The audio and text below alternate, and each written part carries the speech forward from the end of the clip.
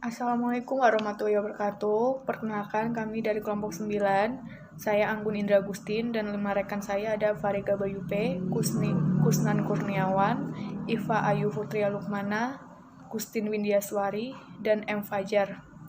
Di sini saya akan membahas hukum ketenagakerjaan.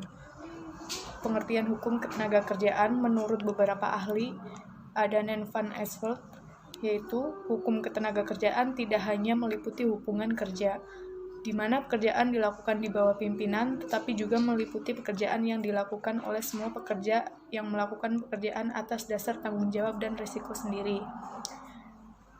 Menurut Prof. Iman Soepomo, hukum pemburuhan atau ketenagakerjaan merupakan himpunan peraturan baik tertulis maupun tidak tertulis yang berkenan dengan kejadian dalam seorang bekerja pada orang lain dengan menerima upah.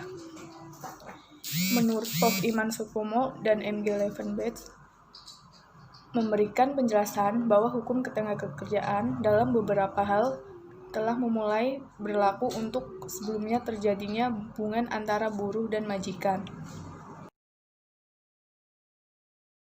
Fungsi hukum ketenagakerjaan.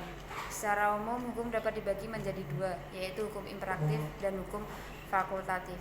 Menurut Budiono Abdurrahman, bahwa hukum imperatif adalah hukum yang harus ditaati secara mutlak, sedangkan hukum fakultatif adalah hukum yang dapat dikesampingkan. Dari segi ini, yakni sifat sebagai besar hukum ketenagakerjaan bersifat imperatif. Kenyataannya ini sesuai dengan fungsi dan tujuan hukum ketenagakerjaan, yaitu 1. Untuk mencapai atau melaksanakan keadilan sosial dalam bidang ketenagakerjaan. 2.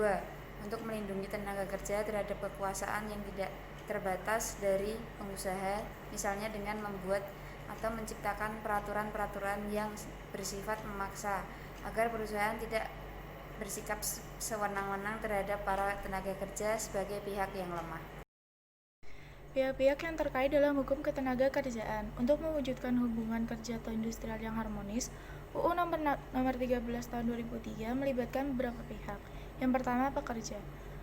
Istilah pekerja atau buruh pada masa penjajahan Belanda dahulu adalah orang-orang pekerja kasar seperti kuli, mandor, tukang, dan lain-lain. Orang-orang ini oleh Belanda disebut dengan blue collar, sedangkan orang-orang yang mengerjakan pekerjaan halus atau di belakang meja disebut dengan white collar. Biasanya yang termasuk dengan golongan ini adalah para bangsawan yang bekerja di kantoran. Yang kedua adalah serikat pekerja atau buruh. Serikat pekerja atau buruh adalah organisasi yang dibentuk oleh dan untuk buruh, baik di dalam maupun di luar perusahaan, yang bersifat bebas, terbuka, mandiri, demokratis, dan bertanggung jawab membela dan mempertahankan hak-hak para pekerja. Yang ketiga adalah organisasi pengusaha. Yang pertama adalah Kadin. Untuk meningkatkan peran serta pengusaha nasional dalam kegiatan pembangunan, maka pemerintah melalui UU nomor 49 tahun 1973 membentuk Kamar Dagang dan Industri yang disebut dengan Kadin. Kadin adalah wadah bagi pengusaha Indonesia yang bergerak dalam bidang perekonomian. Yang kedua adalah Apindo. Apindo merupakan asosiasi pengusaha Indonesia yang khusus mengurus masalah yang berkaitan dengan ketenagakerjaan dan juga merupakan suatu wadah kesatuan para pengusaha yang ikut serta untuk mewujudkan kesejahteraan sosial dalam dunia usaha melalui kerjasama yang terpadu dan serasi antara pemerintah, pengusaha, dan pekerja. Keempat adalah lembaga kerjasama atau bipartit. Lembaga kerjasama bipartit adalah kerjasama yang dilakukan oleh pengusaha dan pekerja, sedangkan tripartit merupakan kerjasama antara pengusaha, pekerja, dan pemerintah. Bila terjadi masalah di dalam hubungan bipartit, tidak dapat diselesaikan secara bipartit, maka masalah tersebut dapat diselesaikan secara tripartit. Kelima, pemerintah atau penguasa. Imam Supomo memisahkan antara penguasa dan pengawasan sebagai para pihak yang berdiri sendiri. Dalam buku pemburuhan atau ketenagakerjaan, menurut Lalu Husni, antara keduanya merupakan suatu kesatuan, sebab penguasa bukan merupakan konstitusi yang berdiri sendiri, tetapi merupakan bagian dalam Depnaker. Secara normatif, pengawasan perburuhan diatur dalam UU nomor 23 tahun 1948 dan UU Nomor 3 Tahun 1951 tentang pengawasan perburuan. Selanjutnya yaitu ketentuan-ketentuan pokok mengenai tenaga kerja. Dalam pelaksanaannya secara operasional, tenaga kerja dibagi menjadi 3, yaitu yang pertama pra-employment atau sebelum masuk kerja, yang kedua ada during employment dalam hubungan kerja, yang ketiga ada post-employment, yaitu yang sudah bekerja. Upah tenaga kerja yang diberikan tergantung pada biaya keperluan hidup minimum pekerja dan keluarganya. B. Peraturan undang-undang yang mengikat tentang upah minimum pekerja atau UMR. Produktivitas marginal tenaga kerja. D. Tekanan yang dapat diberikan oleh serikat buruh dan serikat pengusaha. E. Perbedaan jenis pekerjaan. Selanjutnya,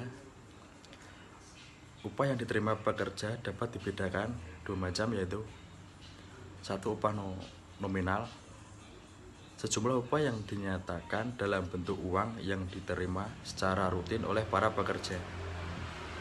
Upah real, kemampuan upah nominal yang diterima oleh para pekerja jika ditukarkan dengan barang dan jasa, yang ditukar berdasarkan banyaknya barang dan jasa yang bisa didapatkan dari pertukaran tersebut.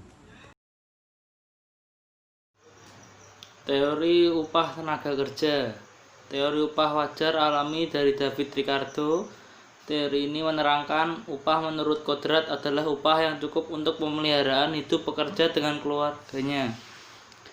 Di pasar akan terdapat upah menurut harga pasar adalah upah yang terjadi di pasar dan ditentukan oleh permintaan dan penawaran. Upah harga pasar akan berubah di sekitar upah menurut kodrat. Yang kedua, teori upah besi. Teori upah ini dikemukakan oleh Ferdinand Lassley. Penerapan sistem upah kodrat menimbulkan tekanan terhadap kaum buruh. Karena kita ketahui posisi kaum buruh dalam posisi yang sulit untuk menembus kebijakan upah yang telah ditetapkan oleh para produsennya. Kemudian untuk yang ketiga yaitu teori dana upah. Teori upah ini dikemukakan oleh John Stuart Mill. Menurut teori ini, tinggi upah tergantung kepada permintaan dan penawaran tenaga kerja. Sedangkan penawaran tenaga kerja tergantung pada jumlah dana upah, yaitu jumlah modal yang disediakan perusahaan untuk pembayaran upah. Yang keempat, teori upah etika. Menurut kaum utopis, kaum yang memiliki idealis masyarakat yang ideal, tindakan para pengusaha yang memberikan upah hanya cukup untuk memenuhi kebutuhan minimum merupakan suatu tindakan yang tidak etis. Oleh karena itu, sebaiknya para pengusaha selain dapat memberikan upah yang layak kepada pekerja dan keluarganya, juga harus memberikan tunjangan keluarga. Demikian presentasi dari kelompok kami. Bila ada salah, mohon dimaafkan. Terima kasih.